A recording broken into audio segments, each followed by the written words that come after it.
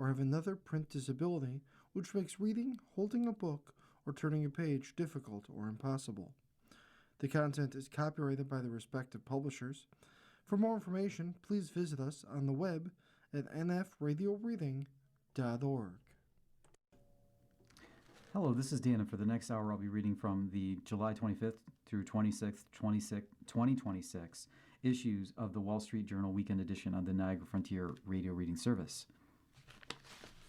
Starting on the front cover, Bahrain and Kuwait hit Iran in rare reprisal. U.S. allies covertly conducted airstrikes earlier this month, a first since war began, by Summer Syed and Shelby Halliday. Bahrain and Kuwait secretly sent jets to attack sites inside Iran, their first such direct retaliation against Tehran and an indication of the difficult position Arab states find themselves in as the war grinds on, people familiar with the matter said. The airstrikes this month targeted drone and missile storage depots, among other military sites, some of the people said. The United Arab Emirates, which attacked Iran multiple times early in the war, provided intelligence on targets and defensive air cover for the strikes in a sign of budding Arab cooperation in confronting Iran, those people said. Iran for weeks has focused in its retaliatory strikes on Bahrain and Kuwait, both of which host U.S. military bases. The two Persian Gulf states have relatively small air forces, armed with U.S. and European jets, but didn't want to let Tehran continue to hit them with impunity, the people said. The UAE said it supports a reduction in tensions in the region, including a full opening of the Strait of Hormuz, a critical route for Gulf oil exports. Its foreign ministry condemned the attacks on Kuwait and Bahrain and said it stands in full solidarity with these states and reaffirms its support for all measures aimed at safeguarding their security and stability. Kuwait's ambassador to the U.S. denied that his country struck Iran. The state of Kuwait has not participated in any military operations against Iran, nor has it permitted its territory to be used to launch offensive operations against any neighboring state, Ambassador Al-Zain al-Sabah said. A Bahraini government spokesperson didn't reply to a request to comment. Their dilemma is reflected more broadly across the Gulf, whose Arab governments are stuck between a war they didn't want and a much larger and aggrieved neighbor in Iran. Collectively, they absorbed the bulk of the punishment inflicted by Iran throughout the war and are now reckoning with the likelihood of an extended standoff that threatens their security and economies. The war continuing in the manner that it is playing out right now is the worst-case scenario, said Dina Esfandari, a Middle East analyst at the Bloomberg Economics. That is because it does not give them the opportunity to rebuild and maintain their image as a haven for stability in an unstable region. It affects their very models. The UAE got involved in the conflict early on, carrying out dozens of airstrikes against Iran from the beginning of the war and continuing through the day after a ceasefire was announced in April. The Wall Street Journal has reported this. Iran has generally avoided striking the country in recent weeks, though it hit two Emirati oil tankers this month. Kuwait and Bahrain are in a particularly tough spot. For decades, neither country has been on good terms with Iran. Esfandari said that they have been prime targets in the recent wave of fighting. Now Iran is stepping up its attacks to hit more critical infrastructure. Kuwait's foreign ministry said Sunday that Iran targeted a power plant and water desalination facility, calling it a threat to its citizens and a dangerous escalation. Countries like Oman and Qatar have long triangulated between Iran and the West and have shown little appetite for confrontation with Tehran. Saudi Arabia joined the UAE in attacking Iran earlier in the war, but is evaluating its position, people familiar with the matter said. Arab governments in the region had hoped the war would end quickly and let them get back to focusing on their economies. But the conflict is now in its fifth month with no sign of either side getting what it wants or backing down. Gulf oil exports have been crippled by Iran's chokehold on the Strait of Hormuz. A new threat emerged this week with a Red Sea blockade and strikes on shipping by Yemen's Iran-backed Houthi militia. Tourism in the region has dried up and investment is under pressure. Arab governments are weighing whether they need to become more aggressive in trying to pry open their critical trade routes. I think Gulf countries are beginning to realize that this war will continue for some time now, said Umar Karim, a researcher focused on Saudi policy and Gulf geopolitics at the University of Birmingham. This eventually means that they would have to confront Iran openly. Governments are even starting to countenance the idea of regime change in Tehran, he said, because existing in the same neighborhood with this Iranian regime will effectively mean subservience to Iranian hegemony. Heat waves fuel wildfires rampaging across Europe. Thousands have been evacuated as blazes increasingly threaten population centers. And then on a picture for this article is some firefighters that look like they're kind of climbing down into a gully with fire raging in bushes and trees and whatnot, and also there's an earth mover there as well. The caption reads, "Firefighters battled a blaze west of Madrid on Friday. Spanish authorities declared a national emergency in the region." Paris. A summer of heat waves has left Europe vegetation dangerously dry. Now this tinderbox is going up in flames. Wildfires are raging across the southwest of the continent, forcing authorities to evacuate thousands of people from tourist resorts and other areas near population centers. On Friday, authorities ordered the evacuation of 40,000 people from Cape Ferret, a peninsula in southwestern France that draws wealthy vacationers to its white sand beaches. Fast-spreading flames blackened the sky over the peninsula as tourists scrambled onto boats that ferried them to safety. Spain declared its first-ever national emergency in response to wildfires, which are expanding in and around the Madrid region and that have forced the evacuation of more than 19,000 people. Authorities have been caught off guard by the scale and intensity of this year's wildfires. Since June, a succession of heat waves have pummeled the continent, straining its infrastructure and drying out swaths of territory. More than 628,606 acres have burned across Europe this year, an 84% increase from the continent's 20-year average. President Emmanuel Macron said France is seeking reinforcements to help battle the blaze, including Canada aircraft from Croatia and Black Hawk helicopters from the Czech Republic and Slovakia. The situation remains under very high tension, Macron said. This summer's blazes stand out for their proximity to populated areas that typically are shielded from fires. The fires around Madrid remained out of control on Friday, with Spanish officials saying that two major blazes southwest of the capital had merged, further complicating efforts to extinguish them. The scale of the disaster has no recent precedent, local officials said. People have been evacuated from nursing homes, campsites, public buildings, and private homes as the flames encroach on urban areas. "We are living through a dramatic situation," Spanish Prime Minister Pedro Sanchez said. The Cape Ferret Peninsula, lined with sweeping dunes and waterfront estates, is a 30-mile drive from the city of Bordeaux. French officials said at least 50 homes there were destroyed in fires that have burned more than 24,000 acres. A separate fire burning near the town of Biscarrosse, just south of Bordeaux, forced the evacuation of 23,000 people. Video footage captured chaotic scenes with horses galloping through traffic to flee the flames. Cyclospora Outbreak Probe adds 4 more states, by Joseph de Avila and Betsy McKay. Public health officials are investigating 4 additional states as part of a multi-state cyclospora outbreak linked to iceberg lettuce. Illinois, Kansas, Oklahoma, and Pennsylvania are the latest states added to the investigation, the Centers for Disease Control and Prevention said Friday. The health agency has said it was investigating the outbreak in Indiana, Kentucky, Michigan, Ohio, and West Virginia. The CDC said epidemiologic data continue to show the outbreak stemmed from the consumption of iceberg lettuce from Taylor Farms. Nearly 2,000 people who ate food from Taco Bell have been sickened in those 9 states during the outbreak, the agency said. Nearly 100 people have been hospitalized. The iceberg lettuce outbreak might be even broader than what health authorities have found.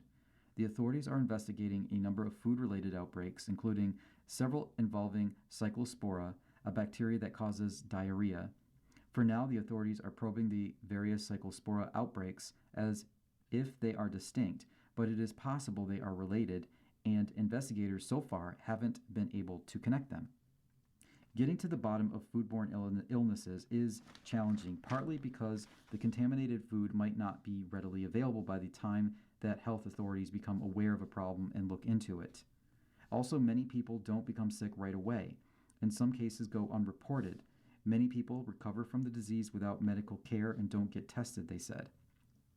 There have been nearly 4,200 laboratory-confirmed cases of cyclosporiasis, the intestinal illness caused by the parasite, across 41 states as of Monday, according to the health agency. An additional 7,400 suspected cases have also been reported. In North Carolina, at least 561 cases of cyclosporiasis have been reported, including 16 hospitalizations. A majority of cases are in the Raleigh area. Officials at the North Carolina Department of Health and Human Services said the cases didn't appear to be associated with an outbreak involving Taco Bell, but they haven't pinpointed the exact source or sources. Many people who have been sick have eaten parsley, cilantro, and lettuce, officials said. Testing of food products hasn't included lettuce from Taylor Farms, they said. Genetic analysis of clinical specimens from North Carolina conducted at the CDC shows some clusters in the state, but not a connection to cases in other states. Dr. Carl Williams, state public health veterinarian and an epidemiologist, said this past week. Most states need to send cyclospora specimens to the CDC for genetic fingerprinting because their own public health laboratories can't do it, Williams said. They have a lot of specimens to go through, and I suspect there's a backlog, he said. Many fresh fruits and vegetables carry cyclospora, and it's likely that there are multiple sources of the outbreak, Williams said. It's not a single source or a single food product from a single company. Large numbers of cases have been reported in June and July in the state in the past 2 years, but the number this year is higher, Williams said. Trump Trade Map Gets New Route by Greg Ip. The House of Representatives Trade Oversight Committee maintains a compilation of all U.S. trade statutes. More than 1,400 pages, it is an authoritative reference among trade experts and attorneys. A decade ago, veteran trade lawyer John Verneau noticed it didn't include Section 338 of the infamous Smoot-Hawley Tariff Law of 1930, which authorizes tariffs against countries that discriminate against the U.S. When he pointed this out, he recalled, a committee staffer said, "Surely this has been repealed." It wasn't, and this past week, President Trump said he would use it for the first time in its near-century existence to hit Canada with 50% tariffs. When the Supreme Court struck down Trump's main tariff weapon in February, the president's trade war seemed destined to enter a less capricious and more constrained phase. To Trump, though, court rulings are roadmaps, not roadblocks. February's court ruling simply rerouted him to tools the court hadn't explicitly prohibited. And fortunately for Trump, Congress has over the years scattered many such tools through the law books, many largely forgotten or unused. In the past 2 weeks, Trump has announced tariffs of 25% on Brazil, 50% on Canada, and up to 200% on generic drugs. And on Thursday, tariffs of 10% to 12.5% across as many as 60 trading partners. Friday came new threats aimed at the European Union in response to fines against U.S. tech firms. The upshot: Trump can wage a trade war that is as sweeping as before the Supreme Court's ruled.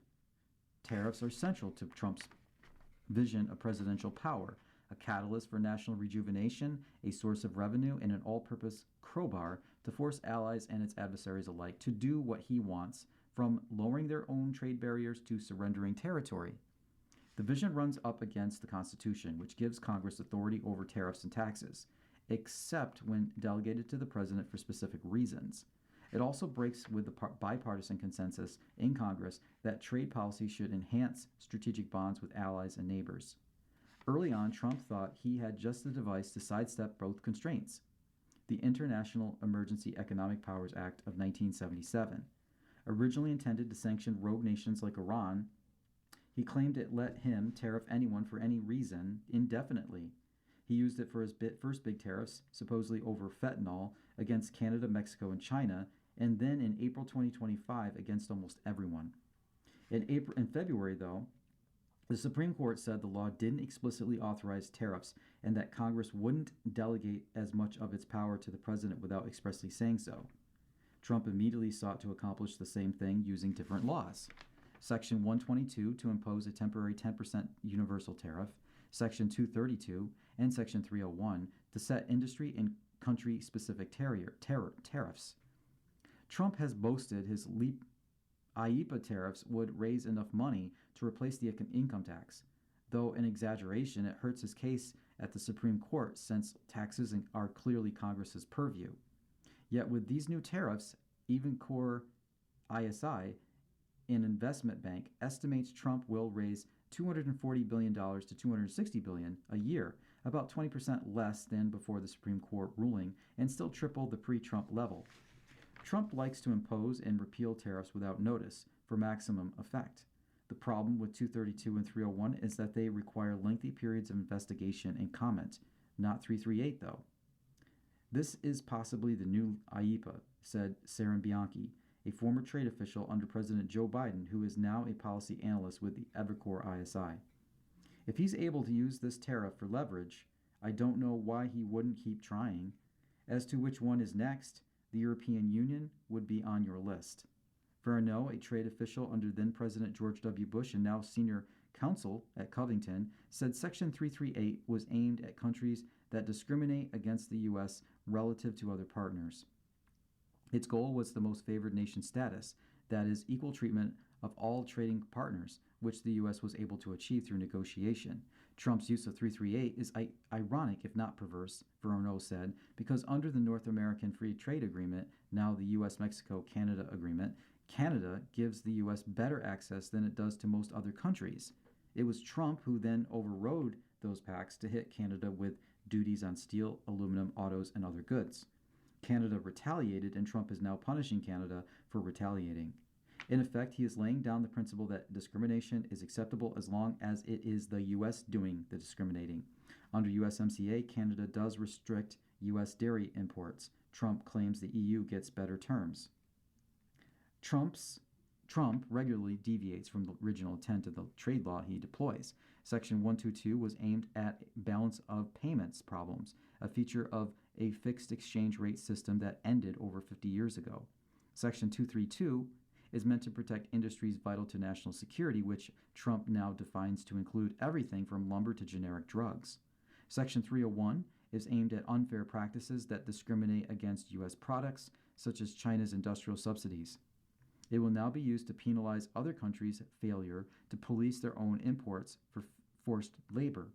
That these are pretexts haven't mattered to courts, who have declined to block any. Many in Congress regret ceding so much power to the president on tariffs. It's well past time to put Congress back in the driver's seat on trade, Senator Ron Wyden, Democrat from Oregon, said at a Senate Finance Committee hearing Wednesday. And yet Congress might be about to cede to Trump even more power. Just before he died, Senator Lindsey Graham, a Republican from South Carolina, had finally persuaded Trump to back a bill imposing tariffs on Russia for invading Ukraine, and the largest buyers of its oil and gas. At Trump's behest, the bill was weakened, allowing Trump to issue waivers. The bill is gaining support in the Senate, while its fate in the House is unclear. The bill would enable Trump to use tariffs instead of sanctions for geopolitical goals, something the Supreme Court said he couldn't do under IEEPA. But trade and sanctions expert Peter Harrell said, as written, the bill would let Trump waive tariffs on Russia, then tariff the EU for refusing to back his war with Iran. Harrell, who was an advisor to Biden, noted Trump already has the authority to sanction Russia, but has barely used it. It makes me a little suspicious, said Harrell. If he does not seem interested in putting pressure on Russia, but does seem interested in this bill, what would his interest be? The tariffs. You are listening to a reading of articles and features from the Wall Street Journal Weekend Edition on the Niagara Frontier Radio Reading Service. Canada celebrates a crucial bridge to U.S. Canada on Friday celebrated the completion of a new bridge to the U.S. over the Detroit River, a multi-billion-dollar, multi-year project that will serve as a critical path for trade and casual travel between the countries. With the 6-lane Gordie Howe International Bridge dominating the skyline behind them, officials lined up in Windsor, Ontario, to hail what one described as one of the most significant infrastructure achievements in Canada's history. Traffic opens Monday. Missing from the event, U.S. and Michigan representatives. Canada scratched a joint gathering after President Trump this week announced 50% tariffs on Canadian goods entering the U.S. The Howe Bridge, seen at top, will create competition. For nearly a century, the privately owned Ambassador Bridge has been the only route for large commercial trucks moving between the U.S. and Canada at Detroit. It will be vital for our economy, Detroit Mayor Mary Sheffield said of the bridge. The bridge is named for Gordie Howe, a legendary Canadian who played hockey for the NHL's Detroit Red Wings. He died in 2016. Children seen at Wright playing pickup hockey during Canada's celebration of the bridge on Friday. The bridge is 1.5 miles long and rises 151 feet above the Detroit River at its highest point. Global economy picks up before fresh energy hit. Business activity in the U.S., Europe, and parts of Asia picked up in July, an indication that the global economy was growing at a moderate pace before the fresh surge in energy prices triggered by the resumption of hostilities between the U.S. and Iran takes a toll. Surveys released by S&P Global on Friday pointed to a rebound in activity following a memorandum of understanding, though that might prove to be short-lived. S&P said its Purchasing Managers Index for the U.S., which measures activity in the services and manufacturing sectors, rose to 53.6 in July from 51.9 in June to reach its highest levels in 8 months. A reading below 50 points to a contraction, while reading above that threshold points to an increase in activity. The PMI for the Eurozone rose to 51.9 in July from 50.0 in June to reach its highest level in 5 months. In the UK, the composite PMI rose to its highest level in 3 months. There were also accelerations recorded in Japan and Australia. Global goods trade rose again in May. World trade flows rose for a second straight month in May, a sign of economic resilience in the face of the conflict in the Middle East that might be challenged by a fresh wave of U.S. tariff hikes. The volume of goods moving across national borders was 1% higher than in April, a month in which flows rose by 0.3%, according to figures released Friday by the Netherlands Bureau for Economic Policy Analysis, also known as the CPB, which has long tracked world trade as a key influence on the Dutch economy. That resilience partly reflects a boom in artificial intelligence-related investment, which has led to a surge in demand for semiconductors and equipment for data centers. Exports from China were up 2.6% on the month, while overseas sales of goods from Japan were up 4%, and imports to the U.S. rose by 2.3%. However, the outlook for the trade during the rest of the year has been clouded by a new wave of tariff increases in the U.S. U.S. is lifting ban on Mexican cattle. Administration aims to ease beef prices after move to curb spread of parasite. By Patrick Thomas. The Agricultural Department is lifting a more than year-long ban on Mexican cattle imports, a move that could ease soaring beef prices. The U.S. plans to resume importing Mexican cattle at the port of entry in Douglas, Arizona, in 30 days and eventually open 2 additional ports of entry in New Mexico. Mexico sends about 1 million calves across the border each year, accounting for 5% of the cattle processed in the U.S. Cattle imports have been cut off since last year to stem the spread of the flesh-eating New World screwworm. The loss of those cattle has exacerbated a shortage of livestock that has squeezed meat packers and sent prices for ground beef and steaks to record levels. Retail ground beef prices are close to $7 a pound on average, while sirloin steaks are more than $14 a pound, according to government data. The move to reopen the border is contentious, with U.S. ranchers concerned about the spread of a parasite with a history of thinning herds and raising costs. Meanwhile, meat industry officials said opening the border is safe and one of the quickest ways to ease beef prices and relieve financial pressure on cattle production in the Southwest. Trump officials are under pressure to show Americans they are taking steps to tame inflation. Agricultural Department Secretary Brooke Rollins said the border decision was made primarily with the protection of U.S. herds in mind, but added the prospect of increased supply could help the market. We have been trading with Mexico live cattle for a really, really long time. The border states rely on it, and we're at a low herd number, Rollins said in an interview. It is time to safely open. Importing cattle into the U.S. from Mexican ranches has occurred for more than a century. The imported livestock are fattened in U.S. feed yards before being transported to large slaughterhouses that process them into beef. The border was closed to cattle imports in November 2024 after the flesh-eating screwworm was detected in southern Mexico.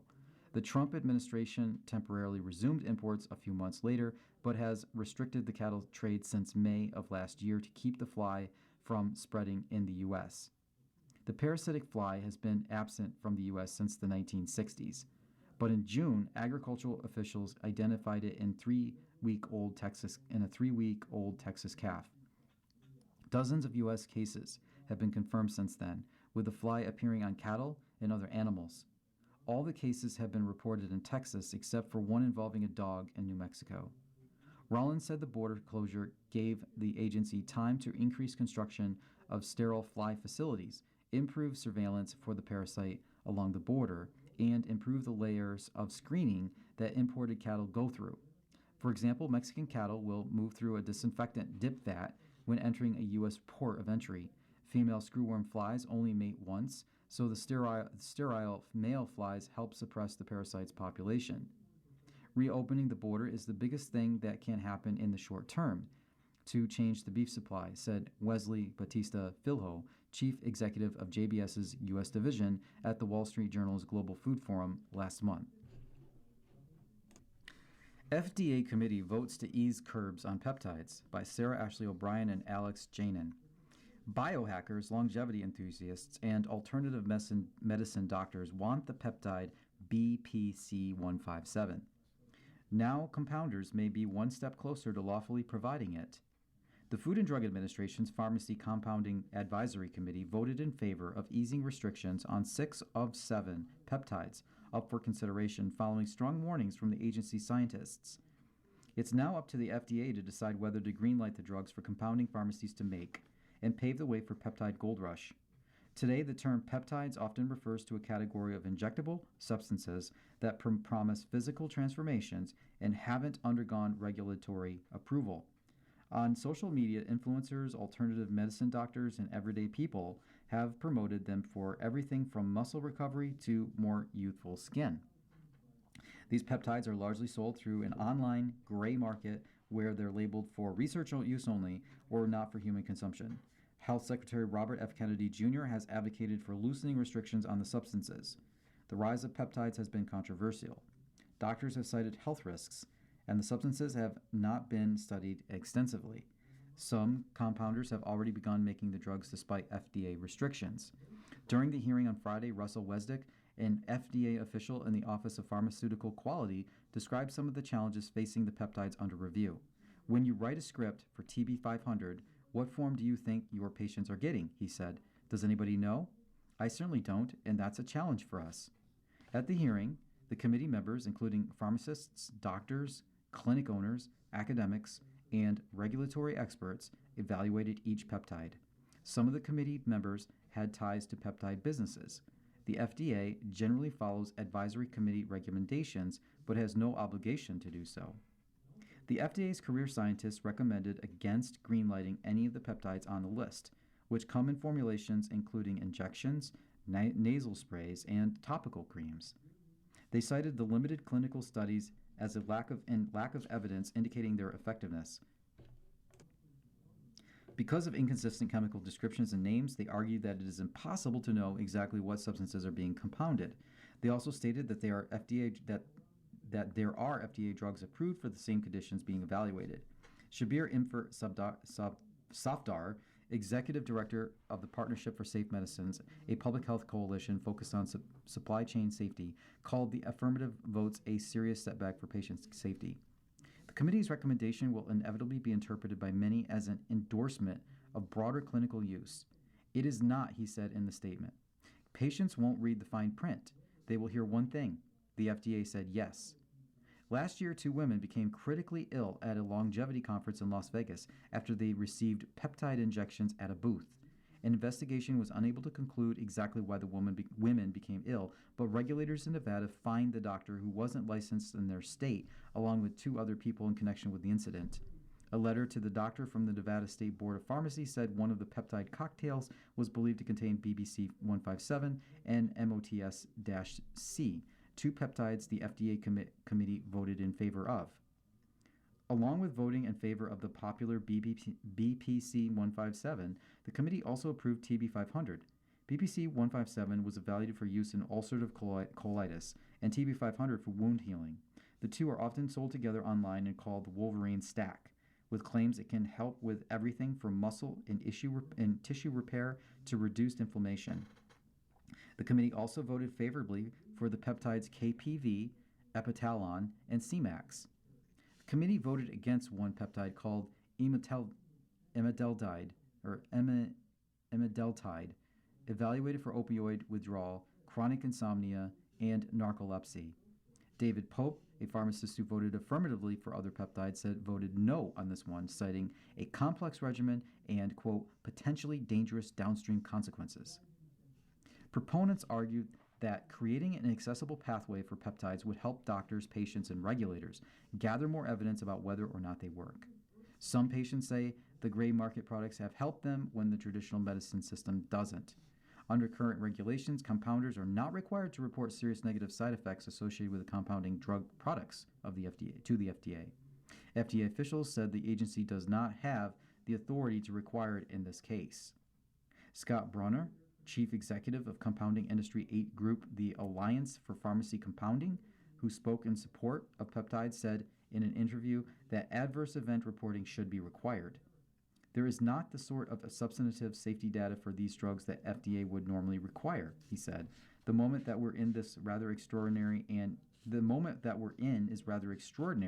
and it calls for a special approach. You are listening to a reading of articles and features from the Wall Street Journal Weekend Edition on the Niagara Frontier Radio Reading Service. Maine Democrats try to turn the page. New likely Senate nominee who once championed Plattner faces a high-wire act, by Ken Thomas and Sabrina Rodriguez. Bangor, Maine. When Graham Plattner burst onto the Maine political scene, former state Senate President Troy Jackson emerged as one of his biggest champions, lauding the oyster farmers' progressive policies and direct appeal to working-class voters. Now, Plattner is the last person Jackson wants to talk about. He quickly severed ties with Plattner after the oysterman withdrew as Maine's Democratic U.S. Senate nominee this month in the midst of allegations of sexual assault. Widely expected to take Plattner's place on the ballot, Jackson faces a delicate high-wire act. On the one hand, he aims to capture the groundswell of populist energy that generated more than 150,000 votes for Plattner in the June primary, a record turnout for Maine Democrats. On the other hand, Jackson must distance himself from his former allies' personal scandals to win over the independents and more moderate women required to unseat Republican Susan Collins. Republicans intend to lash Jackson directly to Plattner's troubled brand, and one GOP super PAC is planning a 7-figure ad campaign beginning next week highlighting those ties, according to a person familiar with the plans. Jackson backed Plattner through the primary campaign, even as Plattner faced mounting scrutiny over sexually explicit text messages, offensive online posts, and a chest tattoo resembling a Nazi symbol before the sexual assault allegations prompted his exit. Jackson, a logger, is expected to secure the party's nomination Saturday during a special state party convention assembled in the aftermath of Plattner's collapse and ahead of a Monday deadline to replace him on the ballot. A poll released by the University of New Hampshire Tuesday found Jackson with a slight edge over Collins. Polling in the past Senate elections have often underestimated Collins' appeal, including surveys released during her 2020 re-election campaign. Like Plattner, Jackson's central message is that the political system, supported by both parties, has enriched the wealthy and corporations. During his 2026 gubernatorial primary run, he was endorsed by Vermont Senator Bernie Sanders and appeared alongside Plattner at Fighting Oligarchy rallies. This race is really about the message that Graham Plattner carried, but that Troy Jackson has also carried, that's a populist economic message, said Joseph Gavarese, executive director of Our Revolution, the group founded by Sanders. Collins has pointed to Jackson's long political career, signaling that Jackson will face obstacles in attempting to run as an outsider insurgent campaign. He's been in Augusta for more than 20 years, Collins told reporters in Washington this past week. He clearly embraces the platform of the Democratic Socialists and has views that are pretty far out there. Jackson doesn't identify as a Democratic Socialist. Throughout her career, Collins has sought to forge a bipartisan image and has used her perch on the Senate Appropriations Committee to fund local and state initiatives. But she faces her own headwinds. The election will mark the first time she has faced voters since the Supreme Court in 2022 overturned the constitutional right to an abortion under Roe v. Wade. Collins, who supports abortion rights, said in an interview in June that she didn't regret her vote to confirm Justice Brett Kavanaugh, but did disagree with Kavanaugh's vote to overturn the law. For 30 years, Susan Collins has told us that she's concerned, but when the stakes are the absolute highest, too often she stood with Donald Trump, Jackson said at a recent rally in Portland. While Jackson has won elections in the northern parts of the state that have backed Trump, Democrats said the former legislator will need to move quickly in a general election campaign that will only span about 100 days. He still has to introduce himself to the Maine voters, but a lot of people do know him. I think coming from northern Maine with a background as a logger will endear him to a lot of people, said Democratic U.S. Rep. Shelley Pingree. Ahead of the convention, Jackson has faced increased scrutiny over his shifting political stances on issues like abortion rights and same-sex marriage, and displaying a hot temper in the state legislature. Jackson originally entered politics as a Republican and was opposed to abortion rights and same-sex marriage. But he became a staunch defender of reproductive rights and gay rights, receiving a 100% rating from Planned Parenthood's Maine chapter and Equality Maine, an LGBTQ advocacy group. Republicans noted that Jackson was a third-place finisher in the gubernatorial primary and accused Democrats of engineering Plattner's replacement. Business leaders size up Mamdani appointments by Kevin Dugan and Rebecca Picciotto. New York City Mayor Zohran Mamdani has kept the city's business leaders waiting to see his plan to help the local economy grow. This past week, the city's business elite got an unexpected surprise when Mamdani named a new chair of the city's Economic Development Corporation, Lena Khan, the 37-year-old who made her name crusading against the world's largest corporations as head of the Federal Trade Commission during the Biden administration. The appointment of Khan, seen by Wall Street and big tech as hostile to business, sent a jolt through some of the rarefied corners of the business community. But a separate appointment blunted the shock, and for some, is sending mixed signals. Mamdani also appointed Tony Shorus, a trusted hand for the city and business community, as the EDC's president and chief executive. Khan has an adversarial approach to large enterprises, said Stephen Fulop, the CEO of the business organization Partnership for New York City. Pairing these two leaders sends a confusing and conflicted signal about which philosophy will define the agency's work going forward, and it remains unclear to us what direction NYCEDC will ultimately take. The pair will work together to set the agenda for the nation's most economically important city. The EDC is in charge of doling out city-owned land, tax incentives, and financing subsidies for large-scale developments.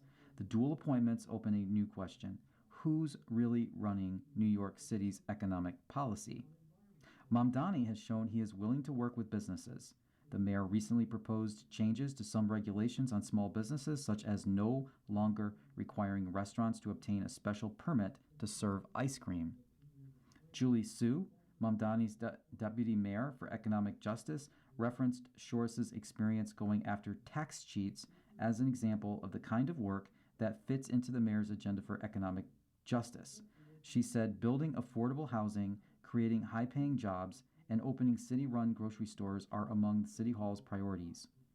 Developers and business leaders say they assume Shorus will actively steer the city's policy because CEOs of the agency typically set the agenda. Board chairs historically have rarely overridden executives. Yet, those who know Khan said she is unlikely to serve as a figurehead. Khan is very curious, always asking good questions, loves to get into the details of how businesses work and the specific hurdles facing new businesses, said Zephyr Teachout, a Fordham University professor who has focused on antitrust and who co-wrote a 2014 law review paper with Khan. Khan, as a member of Mamdani's transition team, had interviewed candidates for the role of EDC president and referenced the idea of reining in corporate power. Those acquainted with how the EDC works say that as chair, Khan will have a less powerful role than Shorus, but will be working with a few dozen of the city's business, nonprofit, and labor leaders to bring in large development projects and find ways to stimulate new industries. The position might prove awkward. Microsoft, Amazon.com, Meta Platforms, and the parent company of Coach and Kate Spade are companies Khan has singled out for anti-competitive behavior, either as a professor or as the FTC chair. Shores has worked as a partner at McKinsey, and his municipal experience stretches back to the 1980s. Lots of folks took a sigh of relief, said Carlos Cesura, CEO of the New York Building Congress, a developer trade group.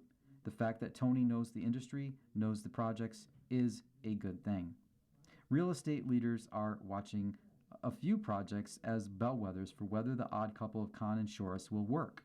One of them is the Brooklyn Marine Terminal, a $3.5 billion project to transform a waterfront into a maritime district with an all-electric shipping port and thousands of new apartments. The project has been moving sluggishly for 2 years amid local pushback. Developers are also watching for any progress on new science research campus in Manhattan's Kips Bay neighborhood and the revamped boulevard stretching along Fifth Avenue from Bryant Park to Central Park. In the next few months, let's see if money is released. Let's see if projects are approved. Let's see how fast an executive director is hired for the Brooklyn Marine Terminal, said Cesura. Turning now to opinion. AI Wars, The Empire Strikes Back. Business World by Holman W. Jenkins, Jr. Maybe artificial intelligence is just around the corner after all. How else to explain those tech CEOs who usually can't get enough change suddenly wanting it throttled? Never mind that their complaints have the paradoxical flavor of the old Borscht Belt joke.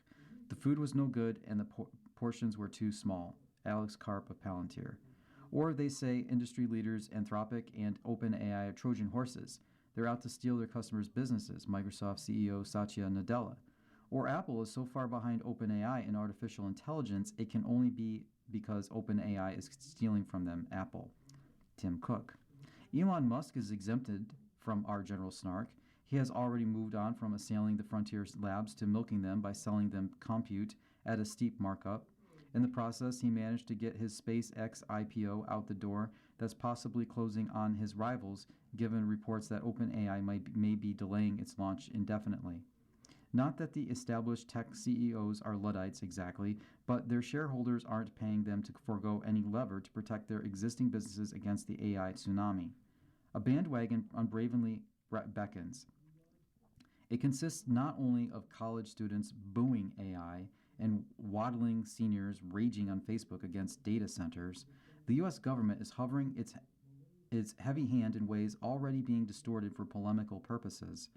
Anthropic, acting to limit its own liability, voluntarily held back Mythos earlier this year. It enabled responsible parties to patch flaws in their cybersecurity exposed by the model's superhuman capabilities. This demonstrates the value of America's lead, but it isn't clear government has a better solution to the safety risks, even as it threatens to turn the lab's billion-dollar superintelligence bets into lose-lose propositions. If the companies are wrong, they're out in vast sums. If they're right, the capabilities they reveal may be so powerful that Washington will insist on monopolizing them for safety and geopolitical reasons. Don't fail to notice a simultaneous bifurcation between those who believe the race for superintelligence is everything and those who think seeding good enough AI through the economy is the game now. Users, including Fortune 500 companies, are turning to unregulated, possibly purloined, open-weight Chinese AI models to save money and avoid exposing their data to the big domestic labs.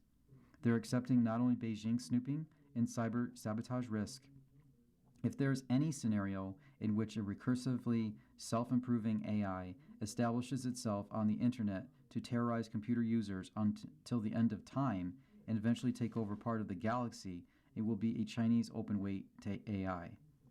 Unlike electricity, to which AI is often compared, users don't have to wait for a power line or the invention of capacitors, insulating materials, and electric motors.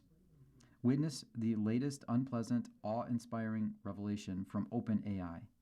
One of its developmental models recently sneaked out of its supposedly secure testing environment, raided another company's servers, and stole a solution to a complex testing problem. OpenAI was simultaneously preening and apologetic. Such agentic or problem solving AI may soon give rise to the first Fortune 500 company from somebody's bedroom. A coherent government would be forming a coherent response, but an outcome already seems likely. Pursuit of the highest end capabilities will increasingly become a regulated activity, if not subordinated completely to national security. Lesser, detuned, or copycat AIs will do the disruptive work of rewiring the everyday economy. Naturally, special interests are organizing. Lobbying is a legitimate activity, but so is making sure the national interest prevails. Henry Clay was a Jeffersonian pastoralist until he woke up, after the War of 1812, to a realization.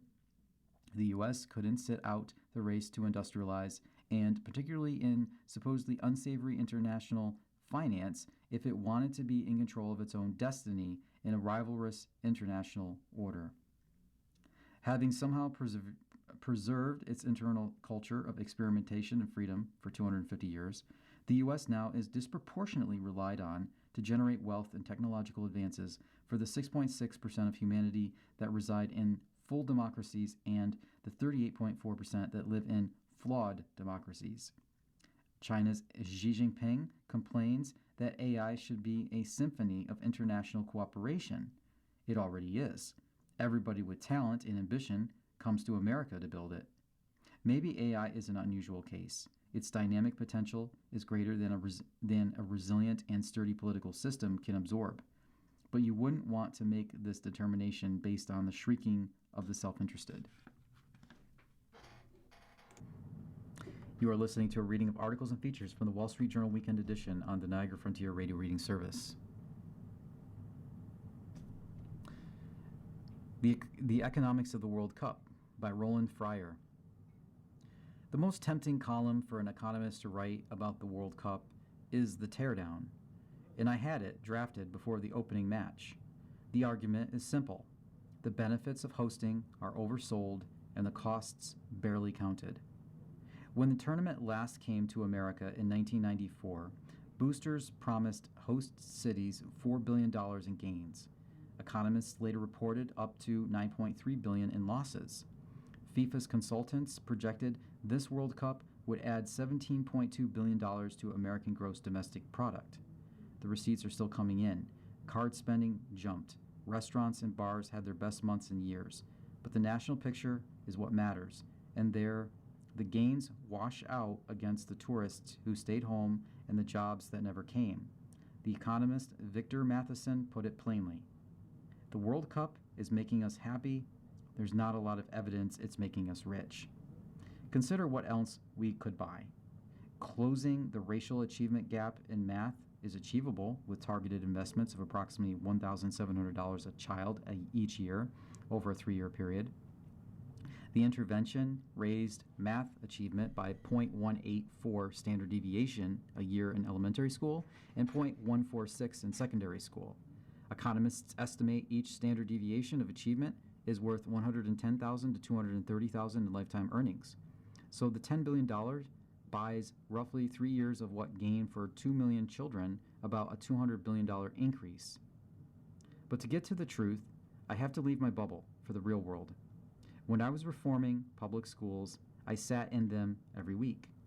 So I went to a match with my family and friends, Norway versus Iraq, to see the traffic and overpriced hot dogs for myself. I found much less traffic than expected. I saw canopies of Iraqi flags, bodies out every window, everyone dancing to a faint hip-hop pulse. The walk-in was a collision of cultures that seemed to enjoy each other.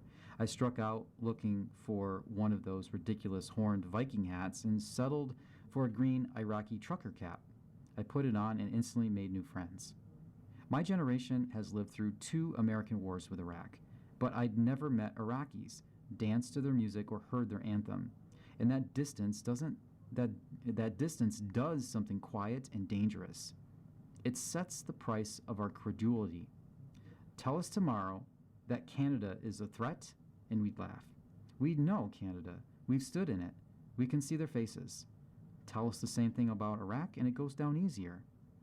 In minute 39, while I was doing the Norwegians Viking row in my Iraqi hat, Iraq scored. It tied the game. Norway would pull away, and the goal will appear in no history of the tournament. But it is the most important goal I saw all summer. The man in front of us dropped to his knees, threw his hands to the sky, and screamed that he never thought he would live to see his country score in a World Cup. His face was wet and gushing with joy. I couldn't make the old story fit what was in front of me, and I wondered something an economist isn't supposed to wonder. If two peoples could meet like this before their governments narrated them to each other, might peace have a little more room to work? Borders don't dissolve because a stadium sang together, and no treaty was signed in Foxborough, Massachusetts that night, but governments answer, eventually, to publics. And a public that has stood shoulder to shoulder with the people it was taught to fear is harder to march to war. Years ago, Matthew Jackson and I built a model of how the mind sorts information into categories for cognitive efficiency. We found that prejudice needs no hatred. You sort the people you meet often into fine categories. The rest get lumped into coarse blocks. Iraqi, for an American who has met Iraq only through 2 wars, is a coarse sorting. 40 million people in a bin or two. The cure is more interaction. I watched it happen at the World Cup. A stadium takes the coarse block and for a few hours forces the finer sort my model said was missing. My wife, a proud Austrian, felt it too and asked what it would be like not to witness this but to feel it, to stand in a section for your own country. So I dusted off my lederhosen and we traveled to Kansas City, Missouri for Austria versus Algeria.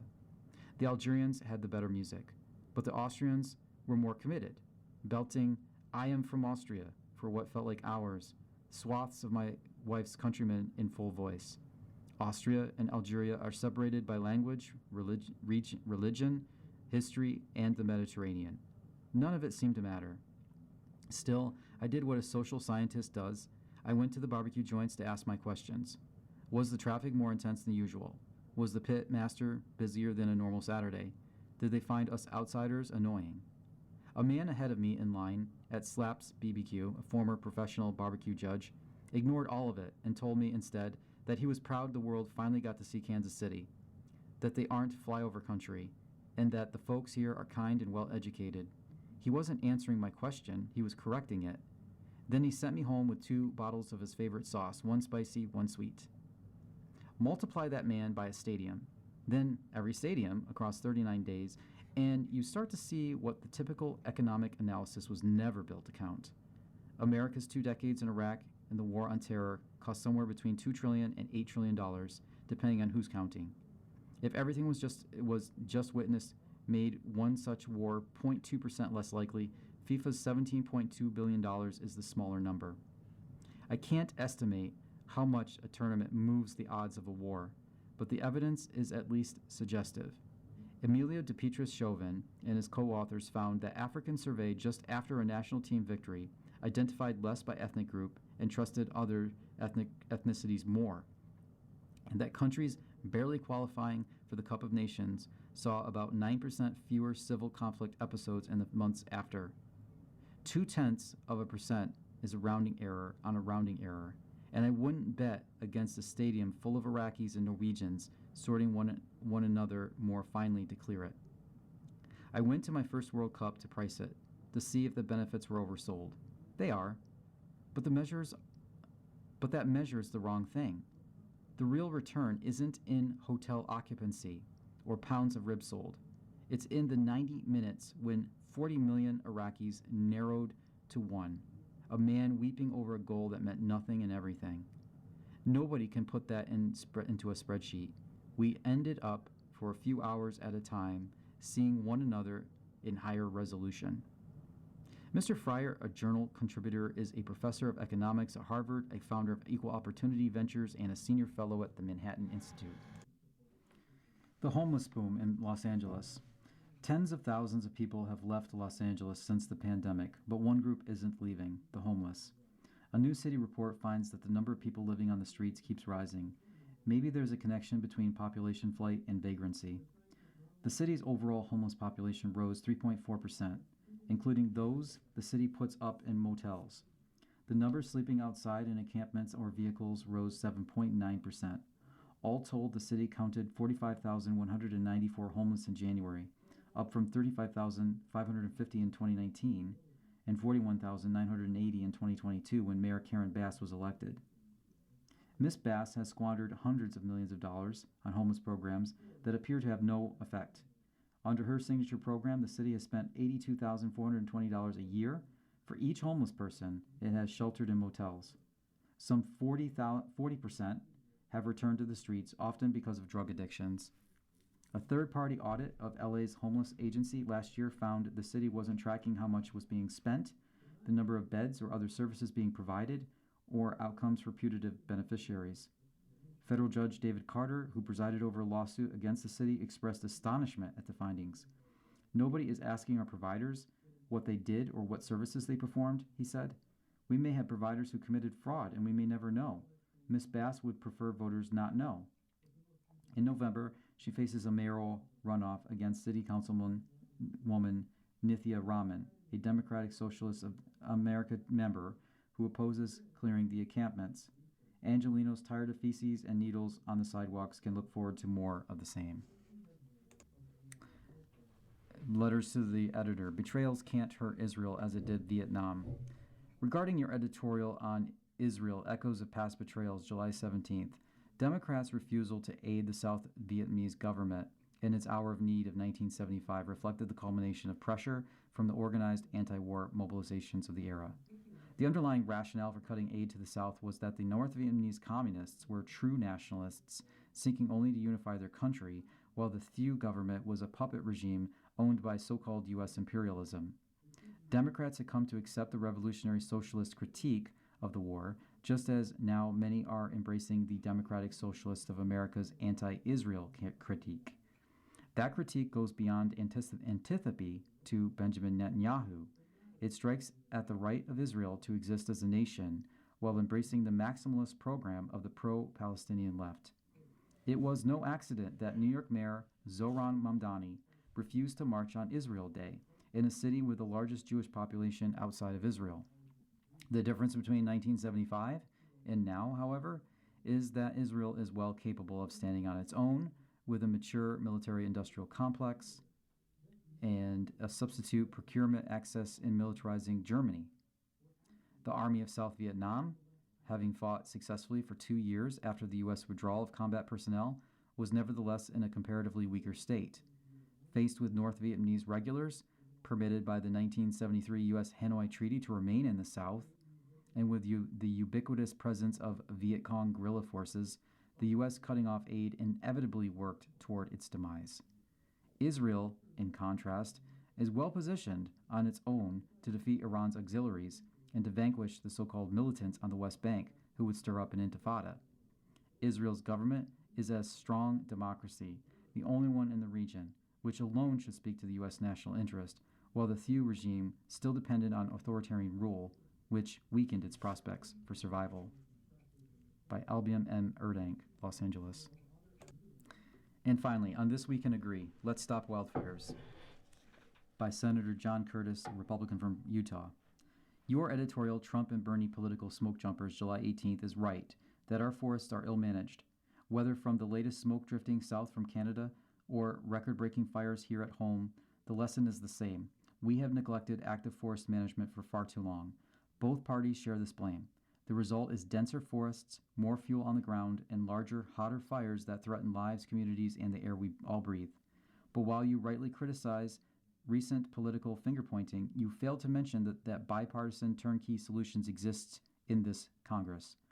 The Fix Our Forests Act, which I am proud to co-lead with colleagues from both parties, has enough support to overcome a 60-vote filibuster threshold in the Senate and has already passed the House.